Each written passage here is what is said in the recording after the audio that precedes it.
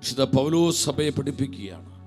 നമ്മൾ ഈ ലോകത്തിലേക്ക് ഒന്നും തന്നെ കൊണ്ടുവന്നിട്ടില്ല, ഇവിടെ നിന്ന് നാം ഒന്നും കൊണ്ടുപോകുന്നില്ല. എത്ര അർത്ഥവത്താണ് കർത്താവിൻ്റെ വചനം. നമ്മൾ നഗ്നരായി ലോകത്തിലേക്ക് വന്നു. വീണ്ടും വചനം പറയുന്നുണ്ട്, നഗ്നരായി തന്നെ നാം ഈ ലോകം വിട്ട് നിത്യതയിലേക്ക് പോകുന്നു.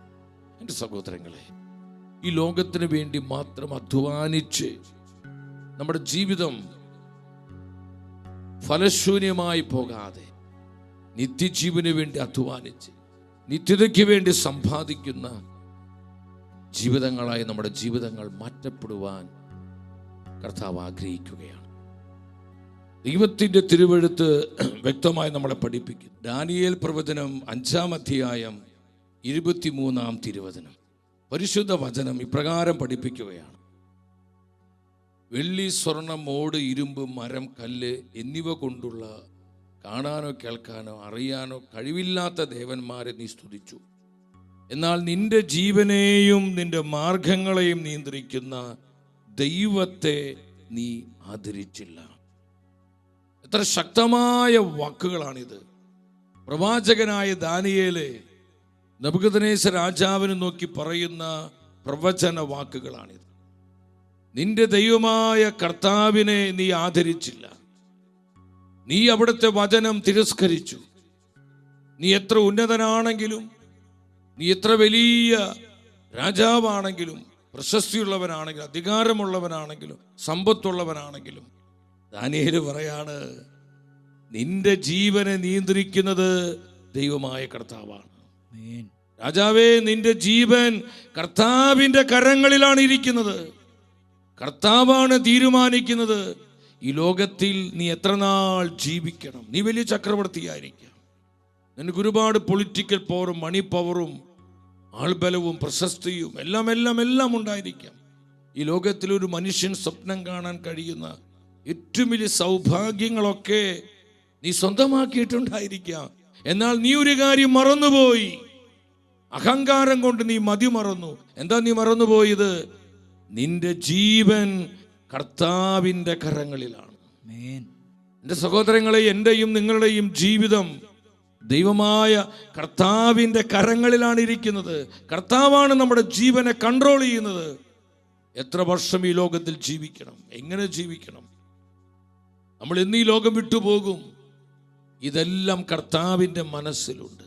ദൈവത്തെ മറന്ന് ജീവിക്കരുത്. നമ്മളൊരു ഗാനത്തിൽ കേൾക്കുന്നത് പോലെ, ദൈവത്തെ മറന്നിടരുത് തലമുറയെ. കർത്താവിനെ മറന്ന് ജീവിക്കുന്നത് നമുക്കൊരിക്കലും അനുഗ്രഹമല്ല എന്ന് മാത്രമല്ല, അത് കൊടിയ നാശമാണെന്ന് പരിശുദ്ധ വചനം നമ്മളെ പഠിപ്പിക്കുകയാണ്. നിന്റെ ജീവനെ നിയന്ത്രിക്കുന്ന ദൈവമായ കർത്താവിൻ്റെ വഴികളെ നീ മാനിച്ചില്ല, നീ ആദരിച്ചില്ല. അഹങ്കരിക്കാൻ നമുക്ക് എന്താ ഉള്ളത്?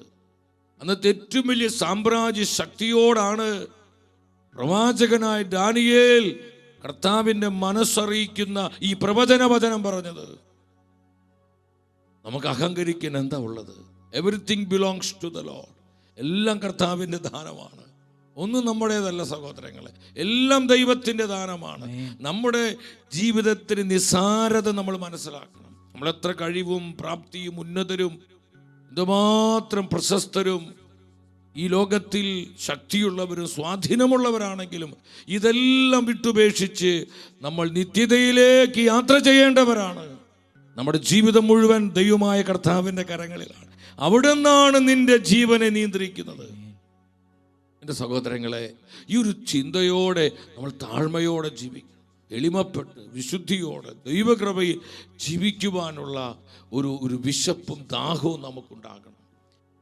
വിശുദ്ധ പൗലോസ് സഭയെ പഠിപ്പിക്കുന്നുണ്ട്. കൊരിന്ത്യസ്കാർക്കെതിരെ 2-ാമത്തെ ലേഖനം 4-ാം അധ്യായം 7-ാം വചനത്തിൽ എന്താണ് പൗലോസ് പറയുന്നത്?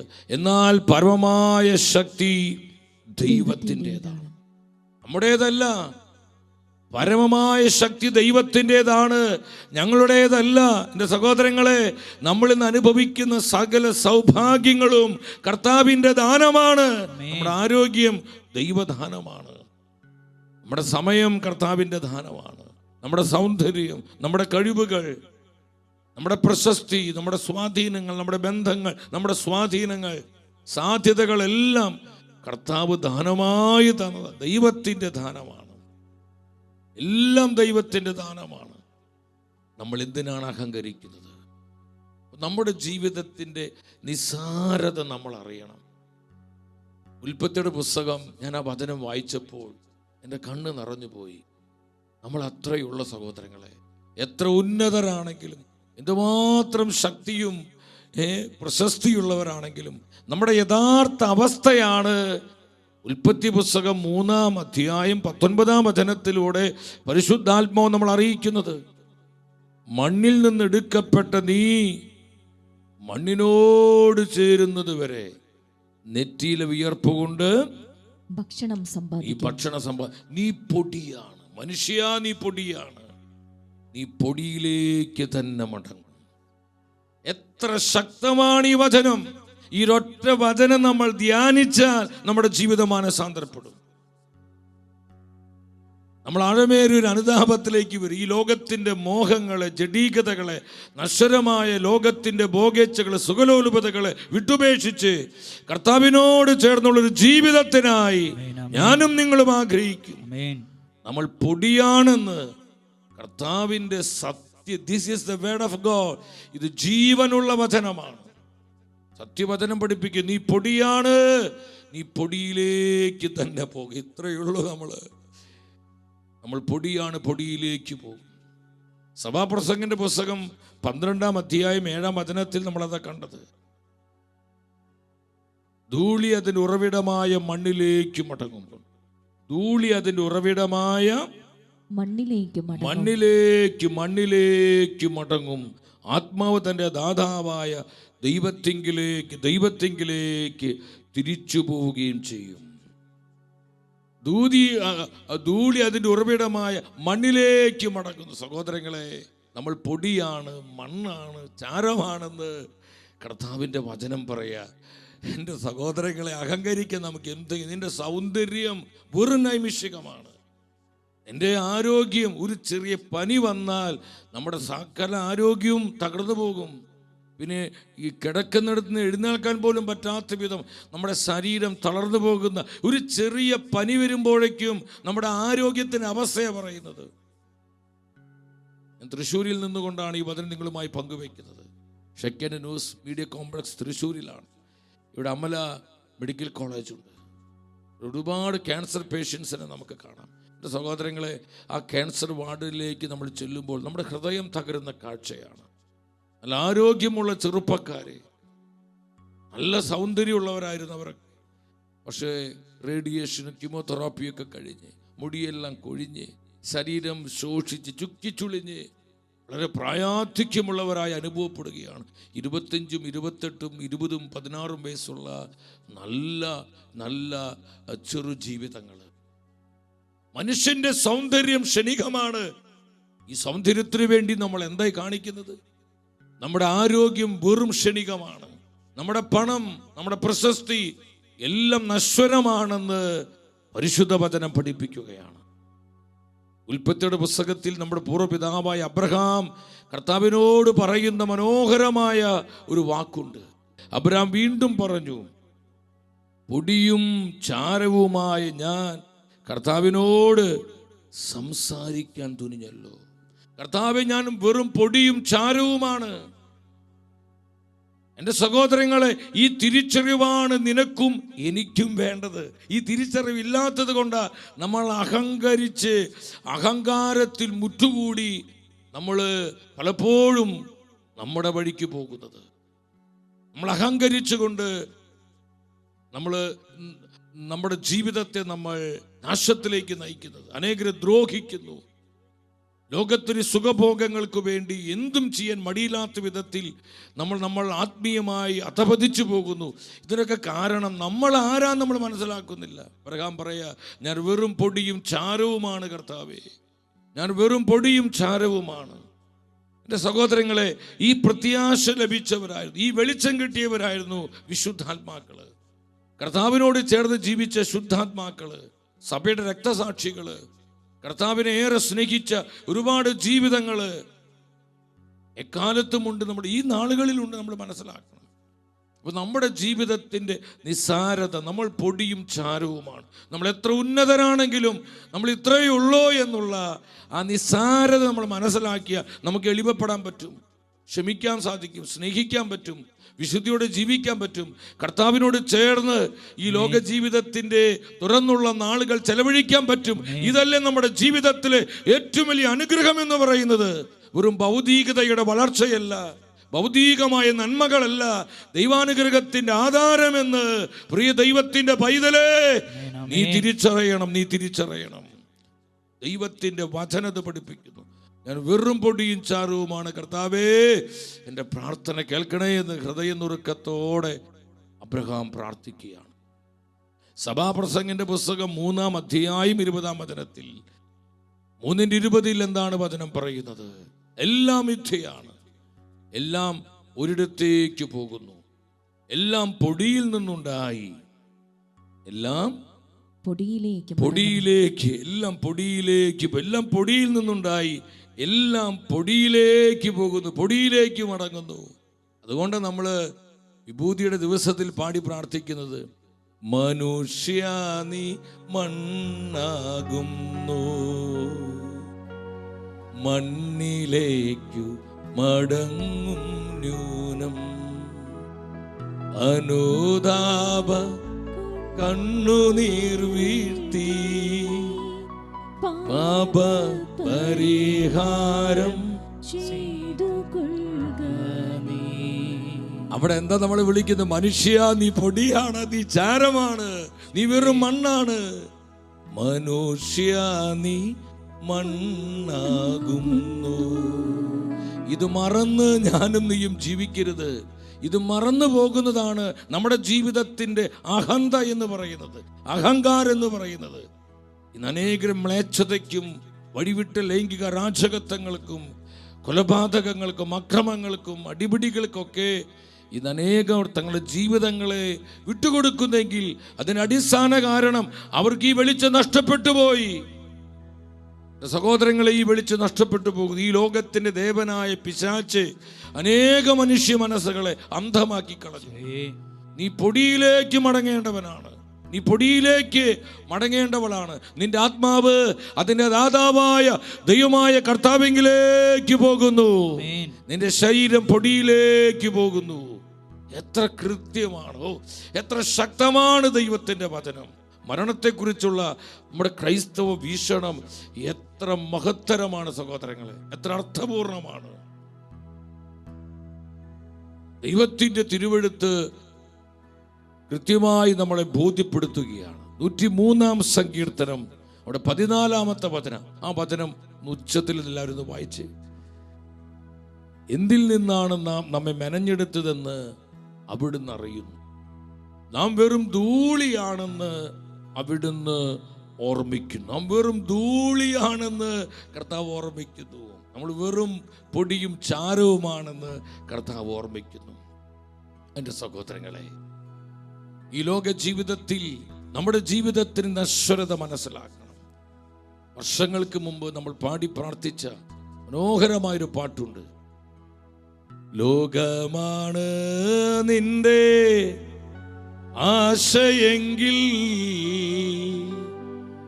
ലോകം കടന്നു പോകും, പോയി മറയും. ഇന്നു മരണം നിന്നെ മുട്ടി വിളിച്ചെന്ന ലോകത്തെ കൈവിട്ടു പോയിടേണം.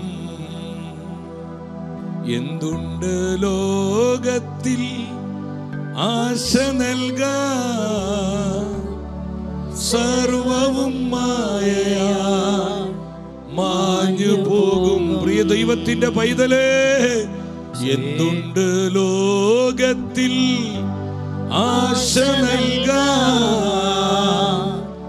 സർവവും മായയാ മാഞ്ഞു പോകും, സർവവും മായയാ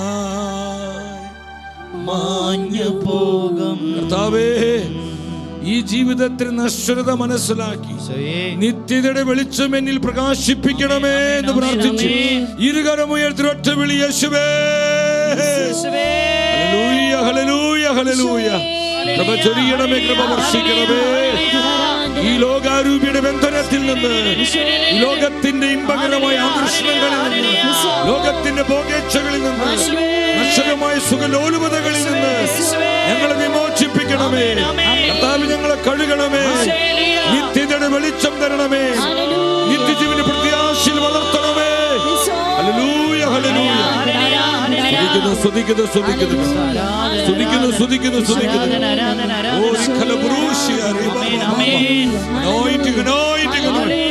കർത്താവ് ശക്തമായ അഭിഷേകം പകരുന്നു. പ്രാപിച്ചോ, പ്രാപിച്ചോ, പ്രാപിച്ചോ.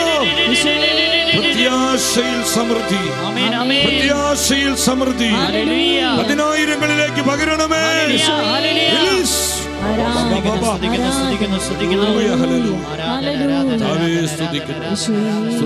അഹങ്കാരത്തിന്റെ കൊമ്പുകൾ ഒടിയണം സഹോദരങ്ങളെ. നമ്മൾ താഴ്മയിലേക്ക് വരണം, എളിമയുള്ളവരാകണം, ദൈവാശ്രയത്വത്തിൽ നിരന്തരം ജീവിക്കണം. കർത്താവിനോട് ചേർന്നുകൊണ്ടുള്ള ഒരു ജീവിതം ഈ ലോകത്തിൽ നിർവഹിക്കുവാൻ, ലോകത്തിൽ ചെയ്യുവാൻ നമ്മൾ തീരുമാനമെടുക്കണം. നമ്മുടെ ജീവിതം കർത്താവിനോട് ചേർന്നുകൊണ്ടുള്ള ജീവിതമാണ്. ബാറൂക്കിന്റെ പുസ്തകത്തിൽ പരിശുദ്ധാത്മാവ് ശക്തമായൊരു ചോദ്യം നമ്മോട് ചോദിക്കുന്നുണ്ട്. എൻ്റെ പ്രിയപ്പെട്ടവരെ ശ്രദ്ധിക്കണമേ. ഇന്ന് അനേകർക്കൊരു ചിന്തയുണ്ട്, ഒരു ദുഃഖമുണ്ട്. ഈ ലോകത്തിൽ ഒന്നും നേടാൻ പറ്റിയില്ലല്ലോ. എൻ്റെ മക്കൾക്ക് വേണ്ടി, എൻ്റെ കുടുംബത്തിന് വേണ്ടി, എൻ്റെ സഹോദരന്മാർക്ക് സഹോദരിമാർക്ക് വേണ്ടി എനിക്ക് അധികമൊന്നും സമ്പാദിക്കാൻ പറ്റിയില്ലല്ലോ. എൻ്റെ ജീവിതം പാഴായിപ്പോയല്ലോ.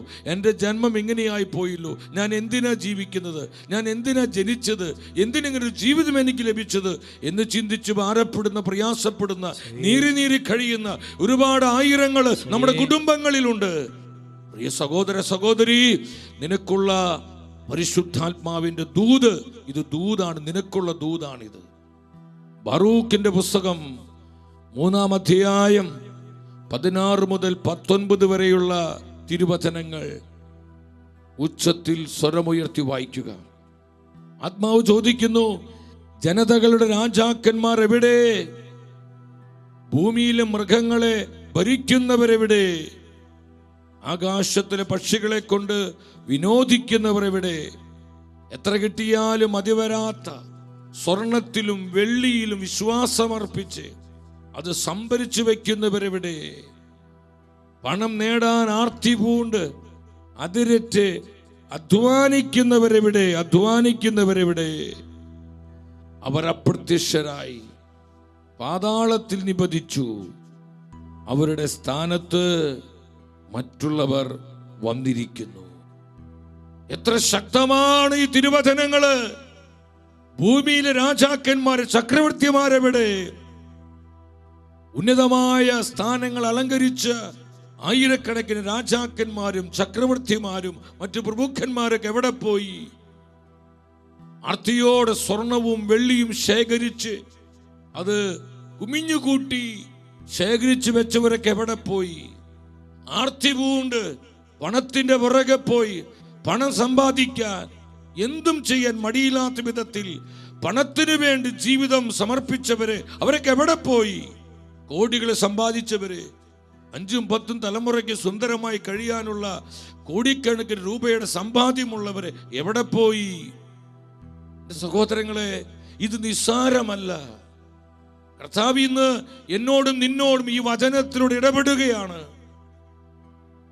യോഹന്നാൻ ശ്ലീഹ പറഞ്ഞു, നിങ്ങൾ ലോകത്തെയോ ലോകത്തിലുള്ള വസ്തുക്കളെയോ സ്നേഹിക്കരുത്. എല്ലാവരും വചനം ശ്രദ്ധിച്ച്, നിങ്ങൾ ലോകത്തെയോ ലോകത്തിലുള്ള വസ്തുക്കളെയോ സ്നേഹിക്കരുത്. കാരണം ഇതെല്ലാം നശ്വരമാണ്, ഇതെല്ലാം മാറിപ്പോകും, ഇത് വെറും താൽക്കാലികമാണ്. എന്റെ സഹോദരങ്ങളെ, രാജാക്കന്മാരും ചക്രവർത്തിമാരും പ്രഭുക്കന്മാരും അതുപോലെ തന്നെ ഈ ലോകത്തിന് വിനോദങ്ങൾ ആസ്വദിക്കാൻ വേണ്ടി തങ്ങളുടെ ജീവിതത്തെ ചെലവഴിച്ചവരൊക്കെ എവിടെ പോയി എന്ന് പരിശുദ്ധാത്മാവ് നിന്നോട് ചോദിക്കുകയാ. നിന്നോട് ഈ ചോദ്യം, എന്നോടും നിന്നോടും ചോദിക്കുക, എവിടെ പോയി ഇവരൊക്കെ? അവർക്ക് അപ്രത്യക്ഷരായി, ഒരു മൺമറഞ്ഞു പോയി. അവർ ഈ ലോകത്തിൽ നിന്ന് എന്നേക്കുമായി വേർപെട്ടുപോയി. ഇനി ഒരിക്കലും അവർ ലോകത്തിലേക്ക് തിരിച്ചു വരികയില്ല. അവരുടെ സ്ഥാനത്ത് പുതിയവർ വന്നു കഴിഞ്ഞുവെന്ന് കർത്താവിൻ്റെ നിർമ്മലമായ വചനം എന്നെയും നിങ്ങളെ അറിയിക്കുമ്പോൾ ഈ ലോകത്തിൽ നമ്മുടെ ജീവിതത്തിൻ്റെ നശ്വരത മനസ്സിലാക്കി കർത്താവിനോട് ചേർന്ന് ജീവിക്കാൻ തീരുമാനമെടുക്കണം സഹോദരങ്ങളെ. ആ ഒരു കമ്മിറ്റ്മെന്റ് നമുക്കുണ്ടാകേണ്ടത്. നമ്മളാരും സ്ഥിരം താമസിക്കാൻ ഇവിടെ വന്നവരല്ല. അതുകൊണ്ട് നിങ്ങൾ കർത്താവിനെ ആശ്രയിക്കണം.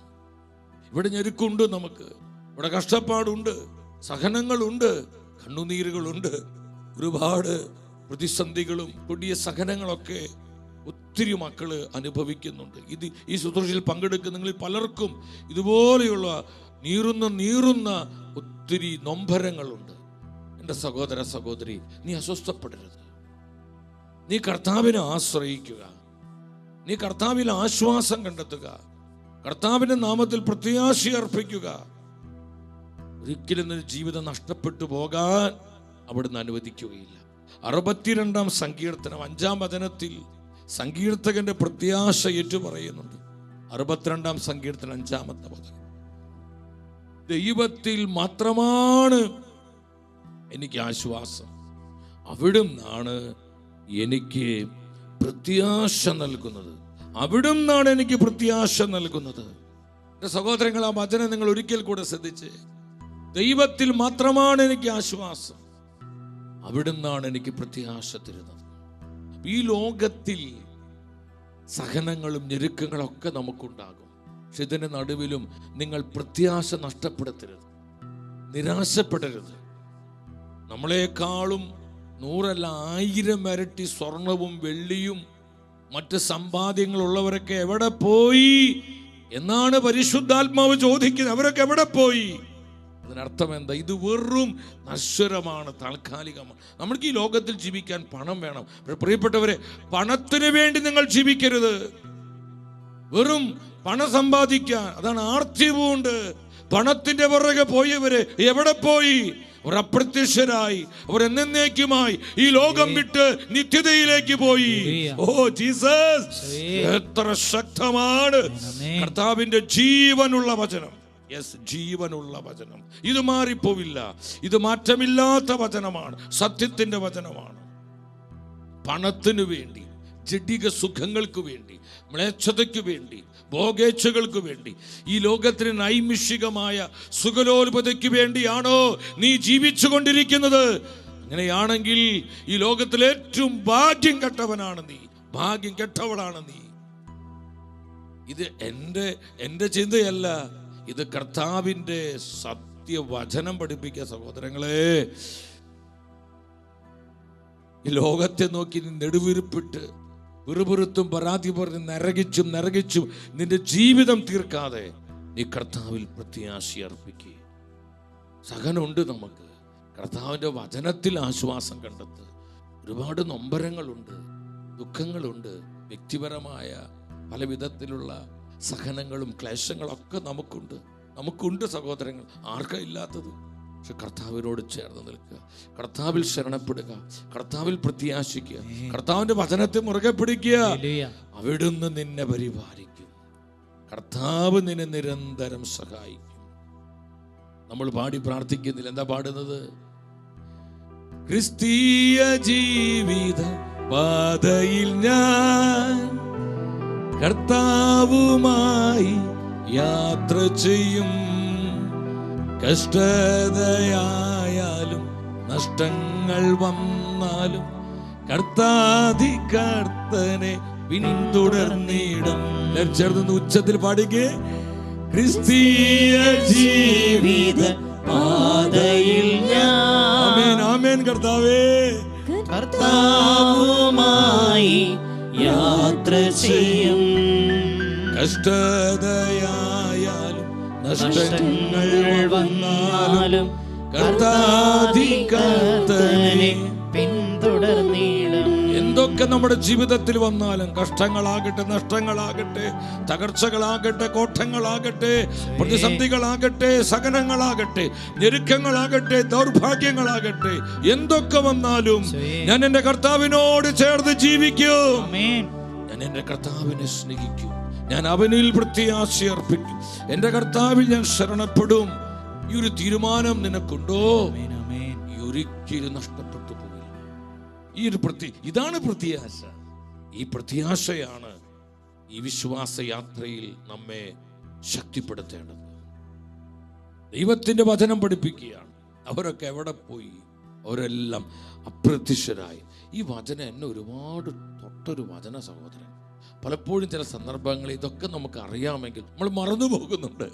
നമ്മുടെ ജീവിതത്തിന് വ്യഗ്രതകളിലും ചില ഞെരുക്കങ്ങൾ, കഷ്ടതകൾ, ചില പിരിമുറുക്കങ്ങളൊക്കെ വരുമ്പോൾ നമ്മൾ അറിയാതെ ഈ സത്യങ്ങളൊക്കെ മറന്നു പോവുകയാണ്. നമ്മൾ ആകുലചിത്തരാകുന്നു, നിരാശിതരാകുന്നു, നമ്മൾ വിഷാദികളാകുന്നു, അറിയാതെ അസംതൃപ്തരും പിറുപിറുക്കുന്നവരും പരാതിക്കാരുമായി മാറുന്നു.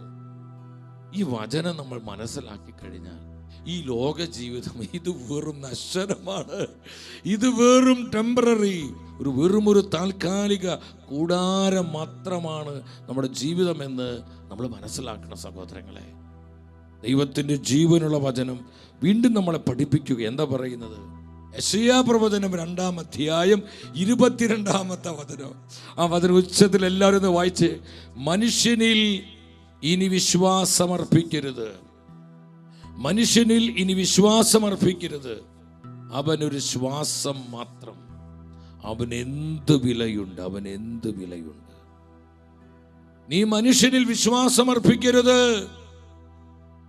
നമ്മൾ ഈ ലോകത്തിൽ ജീവിക്കുമ്പോൾ നമ്മൾ വിശ്വാസം അർപ്പിക്കേണ്ടത് കർത്താവിലാണ്. നമ്മുടെ ഹൃദയം ഉറപ്പിക്കേണ്ടത് കർത്താവിലും കർത്താവിൻ്റെ വചനത്തിലുമാണ്, മനുഷ്യരിലല്ല സഹോദരങ്ങളെ.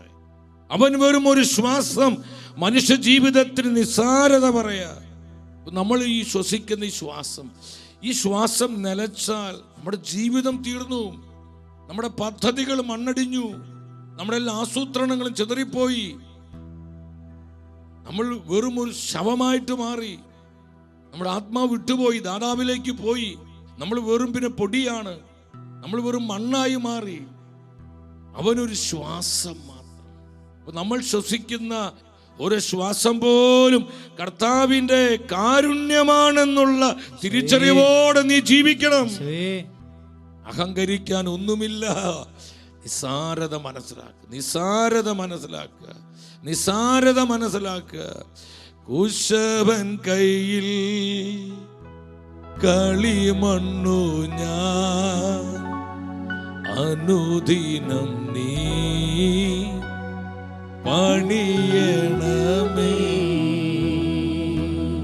കുശവൻ കയ്യിൽ കളിമണ്ണു ഞാൻ. നമ്മൾ ആരാണ്? കുശവന്റെ കയ്യിലെ കളിമണ്ണുകളാണ് നമ്മൾ. എങ്ങനെ വേണമെങ്കിലും കുശവനായ കർത്താവിനെ മെനയാൻ പറ്റും. ഏത് ഷേപ്പിലേക്ക് നമ്മൾ മോൾഡ് ചെയ്യാൻ പറ്റും. അത് കുശവന്റെ ഇഷ്ടമാണ്. നമ്മൾ വെറും കളിമണ്ണ്, നമ്മൾ വെറും കളിമണ്ണ്. അഹങ്കരിക്കാൻ ഒന്നുമില്ല. ഞാൻ ഇങ്ങനെയുള്ള പിടിവാശികള്, മർക്കടമുഷ്ടികള്, ധാർഷ്ട്യത്തോടുള്ള പെരുമാറ്റങ്ങള്, ഗർവ്വകള്, അഹന്തകള്, ഞാൻ എന്ന ഭാവങ്ങള്, ഇതെല്ലാം ഒരു തരത്തിലുള്ള പൈശാചിക പീഡയ സഹോദരങ്ങളെ. ഇതെല്ലാം ഒരു ദിവസം കൊണ്ട് നമുക്കിതൊന്നും സാധിക്കില്ല. പക്ഷേ ഒരു സത്യം നമ്മൾ മനസ്സിലാക്കണം. ഈ ഒരു വെളിച്ചം നമ്മുടെ ഹൃദയത്തിൽ പ്രകാശിതമായ നമ്മൾ തന്നെ എളിമപ്പെടും. പിന്നെ ഈ ലോകത്തിൻ്റെ മോഹങ്ങളോട് നമുക്ക് ഭയങ്കരമായ ഒരു അറ്റാച്ച് ഉണ്ടാകും, ഒരു ഡിറ്റാച്ച്മെന്റിലേക്ക് നമ്മൾ വരും. ലോകത്തിന് നിറങ്ങളും വർണ്ണങ്ങളും അതൊന്നും നമുക്ക് വലിയൊരു സന്തോഷമല്ല. കാരണം അതിനേക്കാൾ വലിയ ആനന്ദം ഞാനും നീയും നിന്റെ ഹൃദയത്തിൽ അനുഭവിക്കുക, ജീവിതത്തിൽ അനുഭവിക്കുക. പിന്നെ എന്തിനാ ഈ ലോകത്തിൻ്റെ ഈ നൈമിഷികമായ നിറങ്ങളും നശ്വരമായ സുഖങ്ങളും? അതൊന്നും നമുക്കൊരു മഹത്വമായി അനുഭവപ്പെടില്ല സഹോദരൻ. ഞാൻ നിങ്ങളിത് ഇമോഷണലാക്കാൻ പറയല്ല, ഇത് റിയാലിറ്റിയാണ്. ഇന്നും ഇതുപോലെയുള്ള ആത്മാക്കളുണ്ട് കർത്താവിനോട് കൂടെ ജീവിക്കുന്നവരെ. കർത്താവിൻ്റെ വിശുദ്ധരോടൊക്കെ ജീവിതം ഈ ഒരു വിശ്വാസ സാക്ഷ്യത്തിൻ്റെ അനുഭവങ്ങളാണ്. കർത്താവിൻ്റെ തിരുവെഴുത്തത് വ്യക്തമായി നമ്മളെ പഠിപ്പിക്കുന്നു. ഇതെല്ലാം കടന്നു പോകും. അതുകൊണ്ട് പത്രോസ്ലീഹ പറഞ്ഞേ, തനെഴുതിയ 2-ാമത്തെ ലേഖനം 3-ാം അധ്യായം 11-ാമത്തെ വചനം, 2 Peter chapter 3:11, ഇവയെല്ലാം നശ്വരമാകയാൽ, ഇവയെല്ലാം നശ്വരമാണ്. ഈ ലോകത്തിൻ്റെ സകല നിറങ്ങളും വർണ്ണങ്ങളും ബിംബങ്ങളും മോഹങ്ങളും ജഡീകതകളും ഭോഗേച്ഛകളും എല്ലാം നശ്വരങ്ങളാണ്, എല്ലാം നശ്വരമാണ്. ഞാൻ സ്നേഹത്തോട് ചോദിക്കട്ടെ, ഇത് ശാശ്വതമാണെന്ന് നിങ്ങളിൽ ആരെങ്കിലും വിശ്വസിക്കുന്നുണ്ടോ? ഇന്ന് ലോകത്ത് നമ്മൾ കാണുന്ന ഈ ആർഭാടങ്ങളും ആഘോഷങ്ങളും ഈ നിറങ്ങളും വർണ്ണങ്ങളും സുഖലോലുപതകളും ഈ ഭോഗേച്ഛകളും ലോകത്തിന് ഇമ്പകരമായ ചില സുഖാനുഭവങ്ങളൊക്കെ ശാശ്വതമാണെന്ന് നീ ചിന്തിക്കുന്നുണ്ടോ? ദൈവത്തിന്റെ പൈതലേ, നീ ചിന്തിക്കുന്നുണ്ടോ? പരിശുദ്ധ വചനം പറയുന്നു, ഇവയെല്ലാം നശ്വരമാണ്, ഇതെല്ലാം മാറിപ്പോകും, ഇതെല്ലാം നീങ്ങിപ്പോകും, ഇത് വെറും താൽക്കാലികമാണ്. Hallelujah, hallelujah. ഇവയെല്ലാം നശ്വരമാകയാൽ ദൈവജനത്തോട് പരിശുദ്ധാത്മ പറയാ, ഈ ലോകത്തിൽ നമ്മൾ ജീവിക്കുമ്പോൾ വിശുദ്ധിയോടെ ദൈവകൃപയിൽ കർത്താവിനോട് ചേർന്ന് ജീവിക്കുന്നതിൽ എത്ര ശുഷ്കാന്തിയുള്ളവരാ, എത്ര ഉണർവുള്ളവരാകണം, അനന്തമുള്ളവരാകണം, തീഷ്ണതയുള്ളവരാകണം. അതാണ് ശുഷ്കാന്തിയുള്ള. അപ്പൊ നമ്മൾ എവിടെയാ ശുഷ്കാന്തിയുള്ളവരാകേണ്ടത്? കർത്താവിനോട് ചേർന്ന് ജീവിക്കുന്നതിലാണ്. ഇതെല്ലാം നശ്വരമാണ്, വെറും നശ്വരമാണ്. ഈ ലോകത്തിൽ പ്രത്യാശയ്ക്ക് നമുക്ക് യാതൊന്നുമില്ല, ഇതെല്ലാം താൽക്കാലികമാണെന്നുള്ള സത്യം മനസ്സിലാക്കി കർത്താവ് അനുവദിക്കുന്ന സമയം ലോകത്തിലായിരിക്കുക. അല്ലാതെ ഈ ലോകം കണ്ട് ജീവിക്കാൻ വിളിക്കപ്പെട്ടവരല്ല നമ്മൾ. ശ്രദ്ധിച്ചേ, ഈ ലോകം കണ്ട് ജീവിക്കാൻ വിളിക്കപ്പെട്ടവരല്ല. ഈ ലോകത്തിൽ ജീവിക്കുമ്പോഴും കർത്താവിനോട് ചേർന്ന് ജീവിക്കാൻ, അങ്ങനെ ജീവിക്കുന്നവർക്ക് മരണം ആനന്ദമാണ്. മരണം പ്രത്യാശയുടെ സമൃദ്ധിയാണ്. അസീസി ഫ്രാൻസിസ്, രണ്ടാം ക്രിസ്തു എന്നറിയപ്പെടുന്ന ഫ്രാൻസിസ് പിതാവ് മരണത്തെ എന്തോന്നാ വിളിച്ചത്? ഫ്രാൻസിസ് അസീസി, സഹോദരി മരണമേ സ്വാഗതം എന്ന് പറഞ്ഞ് മരണത്തെ വെൽക്കം ചെയ്തു, സ്വാഗതം ചെയ്തു.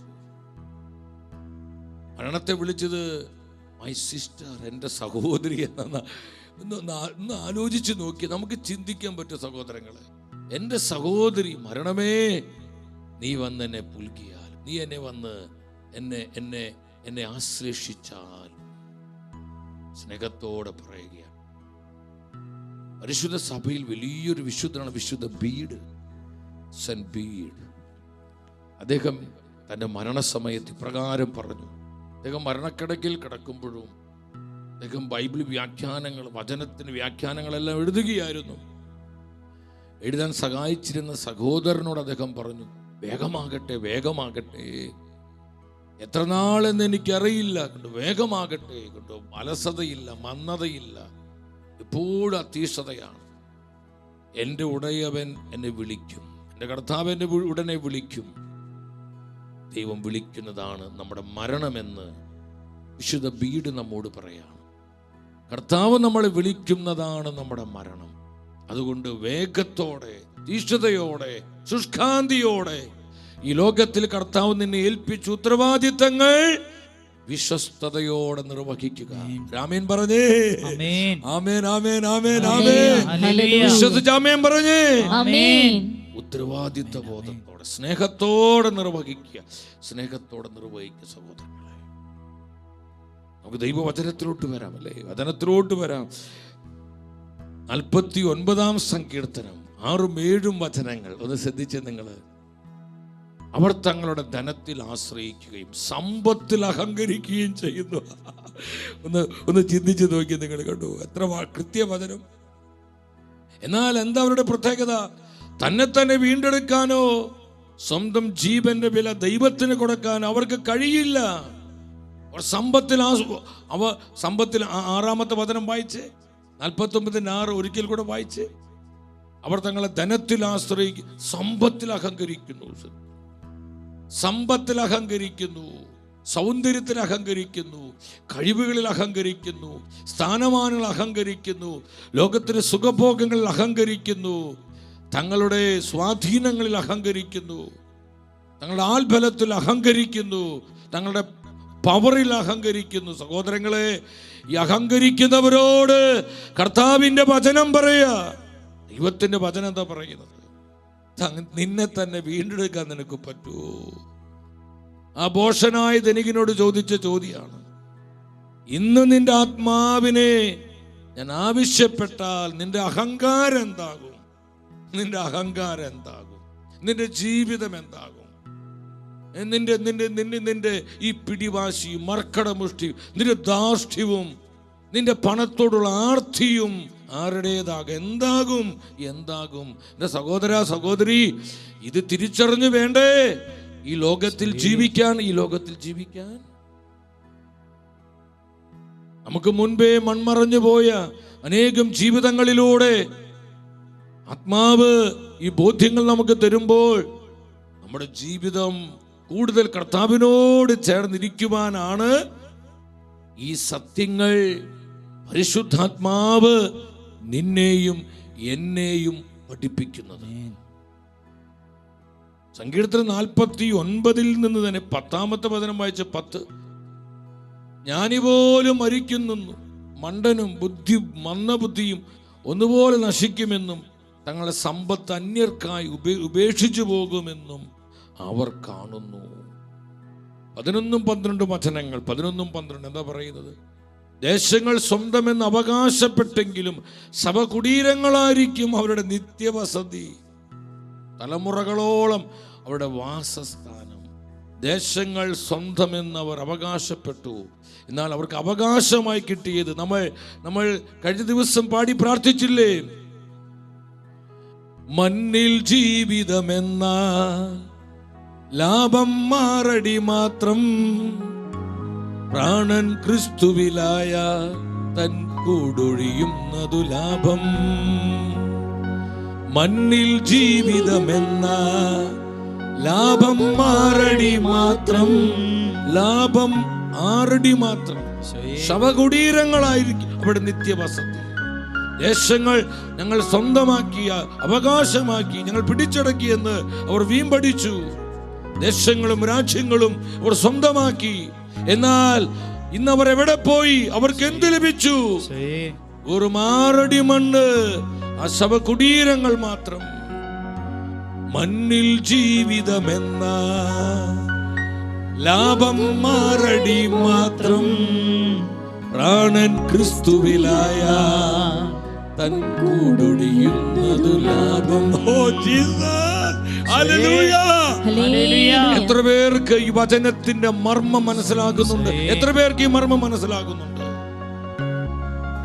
ശവകുടീരങ്ങളായിരിക്കും അവരുടെ നിത്യവസതി. എല്ലാം നഷ്ടപ്പെട്ടു. സങ്കീർത്തകൻ ശക്തമായ ഭാഷയിൽ നമ്മളെ പഠിപ്പിക്കുകയാണ്. 49:12 എന്താ 12 പറയുന്നത്? മനുഷ്യൻ തൻ്റെ പ്രതാപത്തിൽ നിലനിൽക്കുകയില്ല, മൃഗങ്ങളെ പോലെ അവന് നശിച്ചു പോകും എന്ന് പറഞ്ഞാൽ ഈ ലോകം വിട്ടുപോകും. മൃഗങ്ങളെ വചനം നോക്കിക്കേ, മൃഗങ്ങളെ പോലെ അവനും നശിച്ചു പോകും. ഒന്നും ശാശ്വതമല്ല സഹോദരങ്ങളെ. ഈ ലോകമൊന്നും എല്ലാം നശ്വരമാണ്, എല്ലാം മിഥ്യയാണ്, വെറും നൈമിഷികമാണ്. ഒന്ന് യോഹന്നാൻ 2:17, ഫസ്റ്റ് ജോൺ ചാപ്റ്റർ 2:17, 2:17 പറയാണ്, ലോകവും അതിന്റെ മോഹങ്ങളും കടന്നു പോകുന്നു, ദൈവഹിതം പ്രവർത്തിക്കുന്നവനാകട്ടെ എന്നേക്കും നിലനിൽക്കുന്നു. ദൈവഹിതം പ്രവർത്തിക്കുന്നവനാകട്ടെ എന്നേക്കും നിലനിൽക്കുന്നു. ഇതെല്ലാം കടന്നു പോകും. ഈ ലോകത്തിന്റെ ഇമ്പങ്ങള്, ഇവിടെ കാണുന്ന മണിമാളികകള്, വലിയ വലിയ ഷോപ്പിംഗ് കോംപ്ലക്സുകള് എന്ന് വേണ്ട നമ്മളെ കണ്ണഞ്ചിപ്പിക്കുന്ന വർണ്ണങ്ങള്, നിറങ്ങള്, ഇതെല്ലാം കടന്നു പോകും.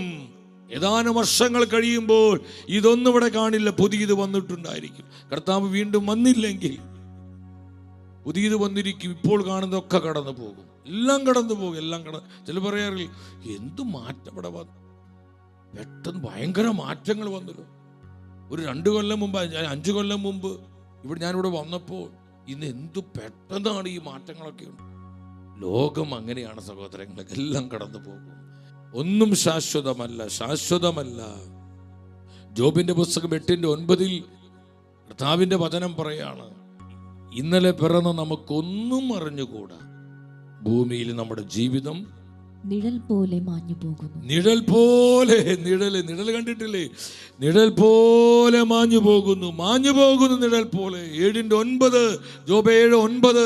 ഈ വചനങ്ങൾ ഹൃദയത്തിലേക്ക് ഏറ്റെടുക്കണം സഹോദരങ്ങളെ. നമ്മുടെ ജീവിതത്തെ നവീകരിക്കുന്ന വചനങ്ങൾ, ശുദ്ധീകരിക്കുന്ന വചനങ്ങൾ, രൂപാന്തരപ്പെടുത്തുന്ന വചനങ്ങൾ. ജീസസ് മേഘങ്ങൾ മാഞ്ഞു മറയുന്നത് പോലെ, കണ്ടോ? മേഘങ്ങൾ മാഞ്ഞു മറയുന്നത് കണ്ടിട്ടില്ല? മേഘങ്ങൾ ഇങ്ങനെ മാഞ്ഞു മറഞ്ഞു പോണത്. ഇതുപോലെ മരണപ്പെട്ടവർ മടങ്ങി വരികയില്ല.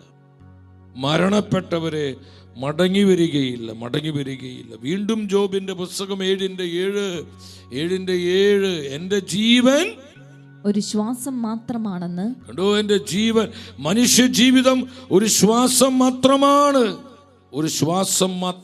മനുഷ്യ ജീവിതം ഒരു ശ്വാസം മാത്രമാണ് സഹോദരൻ. അതുകൊണ്ട് കർത്താവ് നമ്മളെ പഠിപ്പിച്ചത്, കർത്താവിൻ്റെ ശ്രേഷ്ഠമായ വചനം നിങ്ങൾ ശ്രദ്ധിക്കുക. മാർക്കോസിന് സുവിശേഷം 13-ാം അധ്യായം 23-ാം വചനത്തിൽ നമ്മുടെ കർത്താവ് പറഞ്ഞു, നിങ്ങൾ ജാഗരൂകരായിരിക്കുവിൻ. ഈ ലോക ജീവിതത്തിൽ നിങ്ങൾ ജാഗരൂകതയോടെ ജീവിക്കുവിൻ. മരണം എപ്പോഴാണെന്നറിയില്ല നമുക്ക്. ഞാൻ മുൻകൂട്ടി നിങ്ങളോട് പറഞ്ഞിരിക്കുന്നു, നിങ്ങൾ ജാഗരൂകരായിരിക്കുവിൻ. ലൂക്കായുടെ സുവിശേഷം 12:20. ലൂക്ക 12:20. എന്നാൽ ദൈവം അവനോട് പറഞ്ഞു, ഓഷ, ഈ രാത്രി നിന്റെ ആത്മാവിനെ എന്നിൽ നിന്ന് ആവശ്യപ്പെടും. അപ്പോൾ നീ ഒരുക്കി വെച്ചിരിക്കുന്നവ ആരുടേതാകും? ആരുടേതാകും? നിന്റെ ആത്മാവിനെ നിന്നിൽ നിന്ന് ആവശ്യപ്പെട്ട ഈ സമ്പാദിച്ചു കൂട്ടിയവ ഇതൊക്കെ ആരുടേതാകും? എൻ്റെ സഹോദരങ്ങളെ, ഇതെല്ലാം നമുക്ക് നഷ്ടപ്പെട്ടു പോകും. നമ്മൾ കേട്ടതുപോലെ ലോകത്തിൽ നിന്നൊന്നും നമുക്ക് കൊണ്ടുപോകാൻ സാധിക്കുകയില്ല. ഒരു മുട്ടുസൂചി ഇവിടെ നിന്ന് കൊണ്ടുപോകാൻ സാധിക്കുകയില്ല.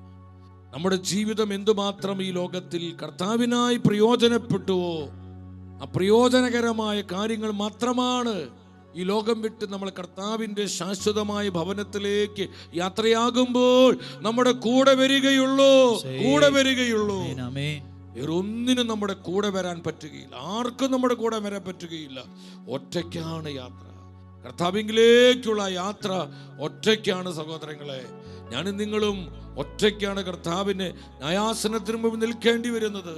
നമ്മൾ ഒറ്റയ്ക്കാണ്, കുടുംബമായിട്ടല്ല, കൂട്ടായ്മയായിട്ടല്ല, അല്ലെങ്കിൽ ഒരു സമൂഹമായിട്ടല്ല, ഇൻഡിവിജ്വലാണ്.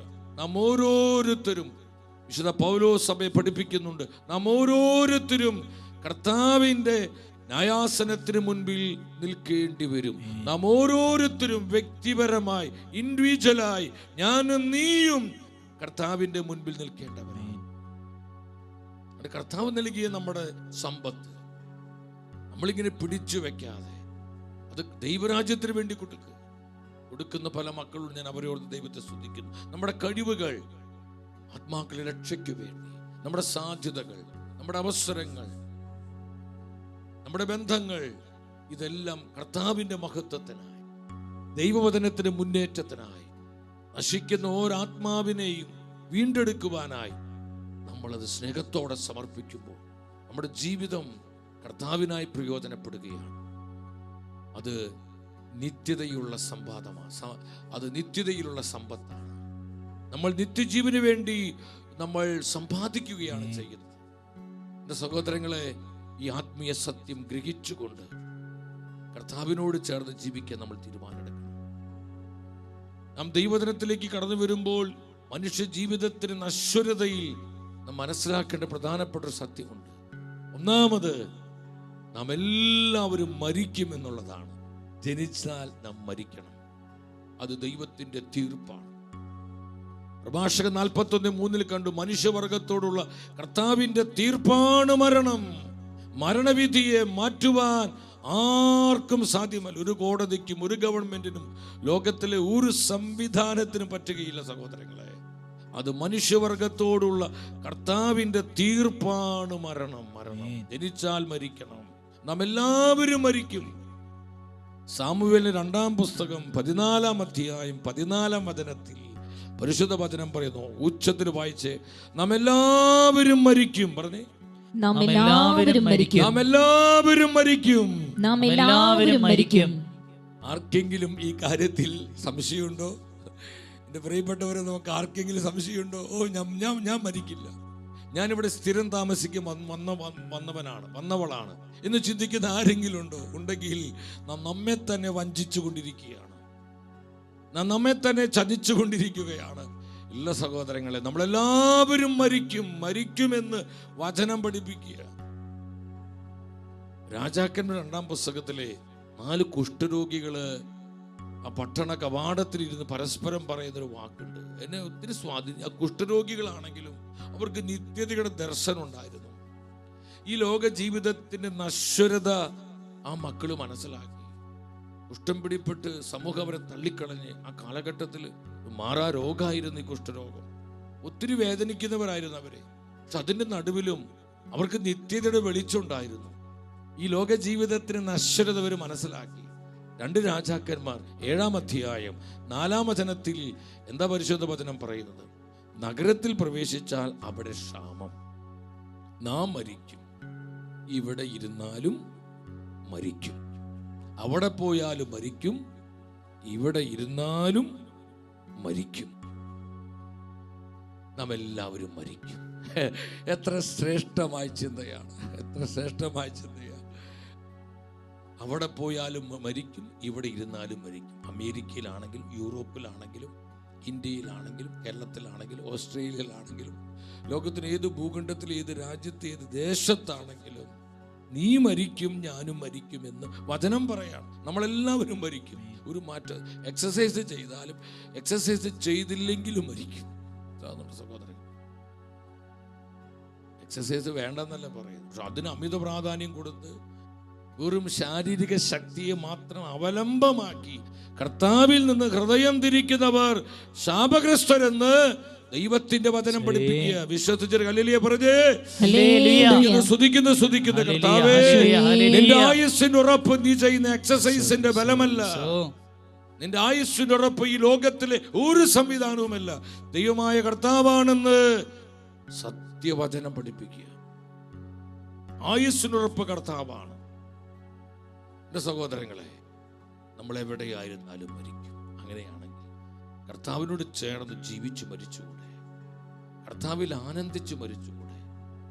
കർത്താവിൽ പ്രത്യാശ അർപ്പിച്ച് നൽമരണം, ഭാഗ്യപ്പെട്ട മരണം, കർത്താവിൻ്റെ സന്നിധിയിലേക്കുള്ള നമ്മുടെ യാത്ര, അത് ഏറ്റവും ഒരു മഹത്തരമായി, ലോകത്തിനൊരു മാതൃകയായി, ലോകത്തിനതൊരു ഒരു വെളിപാടായി മാറത്തക്ക വിധത്തിൽ മഹോന്നതമായ മഹനീയമായ ഒരു മരണം, അത് ഏറ്റവും വലിയൊരു ബ്ലെസ്സിംഗ് ആണ്. നിങ്ങൾ മനസ്സിലാക്കണം.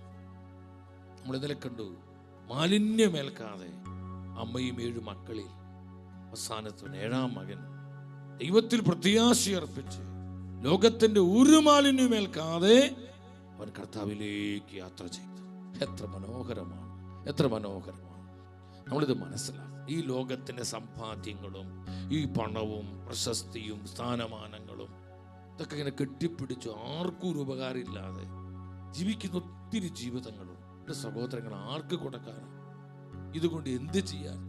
ജീവിക്കുന്ന സമയത്ത് കർത്താവിൻ്റെ രാജ്യത്തിനും കർത്താവിൻ്റെ ശുശ്രൂഷകൾക്കും അത് അർഹിക്കപ്പെട്ടവർക്കൊക്കെ സ്നേഹത്തോടെ നമ്മുടെ കഴിവുകൾ, നമ്മുടെ ആരോഗ്യം, നമ്മുടെ സമ്പത്ത്, നമ്മുടെ സാധ്യതകളൊക്കെ നമ്മൾ ചെലവഴിക്കുമ്പോൾ അത് നിത്യതയ്ക്ക് വേണ്ടി നീ സമ്പാദിക്കുകയാണ്. സ്വർഗത്തിൽ ഈ സമ്പാദ്യം കൂട്ടിവെക്കുന്ന ഒരു ജീവിതമാണ്, ശുശ്രൂഷയാണ്.